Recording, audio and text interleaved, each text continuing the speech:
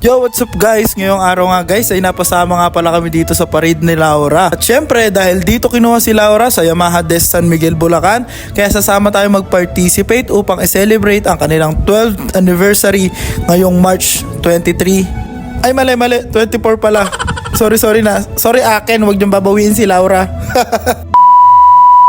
At dahil naimbitahan niya tayo ngayong araw, syempre hindi naman pa pwedeng madumi si Laura. Kaya naman kahit yung gulong na ito talagang binrush ko muna para quality talaga pagka pumaparada siya, no? Talagang kahit yung tsinelas niya is malinis. And after ng mahaba at benting linisan, ayan, malinis na si Laura at pwede na mamayang i-display sa kalsada. So ano pang inaantay nyo? Tara na, punta na tayo sa Yamaha. Since mabilis lang tayong gumayak, dahil chinat na rin ako ni Angelique na pwede na raw pumunta at tumambay doon. So aantayin na lang natin sila doon. And syempre yung mga kasama natin, aantayin rin natin. At nga pala, meron din nga palang libre tong jersey sa amin na mga magpa-participate dito sa parada. Kaya naman guys, yun, syempre sulit na din to. At nga pala, meron din tong free 150 na gas. Talagang pultang talaga yung motor, sulit na din, diba? At yun na nga guys, nandito na nga tayo sa Yamaha. So talagang nagpapasalamat ako Yamaha Des San Miguel, Bulacan, dahil sa pinabigay nyo sa aking investigation para makapunta kami dito. Ayan, tingin ko napadalan din to ng mga investigation itong mga taong to. Kaya nandito kami. Grabe parang feel na feel ko talaga dito yung pagka-vlogger dito. Vlogger's yarn, so mysterious. Excited na nga ako dito Dapat talaga dito, hindi talaga ako magmumotor. Sasakay talaga ako dapat dun sa may elf. Kasi di ba pag kami pumaparada, may naghahagis-hagis ng mga candy. Since Yamaha yung may anniversary, bali yung Des Marketing yung may anniversary, dapat pinaghahagis nila ako ng mga washer tsaka tornilyo. So mysterious. Pero syempre ako si Kuya Patchat, darating din tayo sa point na paparada tayo na nakasakay tayo doon sa elf. Syempre hindi natin pwedeng babaan yung ating self-condiments. Pero bago ang lahat, syempre shoutout muna natin yung mga kasama natin. So ering katabi ko si Paring Vince, yung naka Yamaha Sniper 155R. Yan, syempre tropa natin yan, si Paring Vince. At syempre nasa likod natin si Kuya Mau. Yon, shoutout sa'yo Kuya Mau, bossing. So bali ang iikutan niya lang pala namin ngayon ay dito lang mismo sa San Miguel.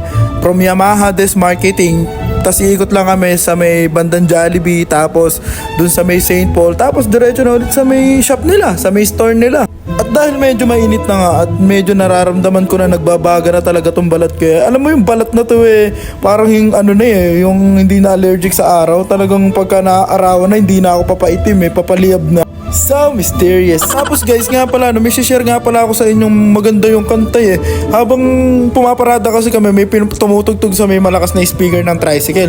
Tapos etong sound na to, narinig namin na maakas pala yung kanta ng Yamaha. Ito, padinig ko sa inyo.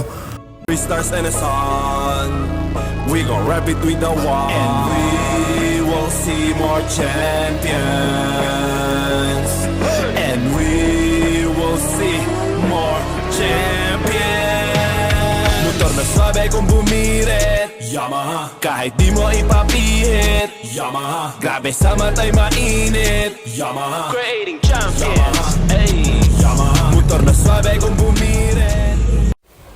Di ba napakaangas So by the way guys, pagkatapos nga pala ng parada, syempre kukuha na tayo ng merienda. At ito talaga yung pinunta natin dito, itong pagpaldo sa merienda.